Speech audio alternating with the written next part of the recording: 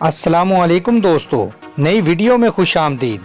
हुकूमत की जानिब से दूल्हा दुल्हन अलाउंस का बड़ा ऐलान। दूल्हा के साथ बाथरूम में सेल्फी बनवाएं और 51,000 रुपये अलाउंस हासिल करें।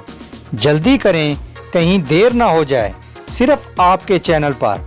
नाजरीन ग्रामी, खबर को तफसील जानने से पहले अगर आपने हमारे चैनल हकीकत की दुनिया को सब्सक्राइब नहीं किया तो बराए मेहरबानी सब्सक्राइब कर लें। नाजरीन ग्रामी, भारतीय हुकूमत ने दूल्हा दुल्हन के लिए अनोखे पैकेज का बड़ा ऐलान कर दिया है, जिससे नई दूल्हा और दुल्हनों में खुशी की लहर दौड़ गई है। दोस्तों, भारतीय हुकूमत ने दूल्हा दुल्हन के लिए अनोखी स्कीम मुतारिफ कराई है, जिसके मुताबिक अगर दूल्हा बाथरूम में सेल्फी लेगा और ये दिखाएगा कि इसके घर में बाथरूम मौजूद है तो इसकी दुल्हन को हुकूमत की जानिब से 51,000 रुपये अलाउंस दिया जाएगा। भारतीय मीडिया का बताना है कि बाथरूम के हवाले से हुकूमत ने बड़ा ऐलान करके अपनी फेवर हासिल करने की कोशिश की है।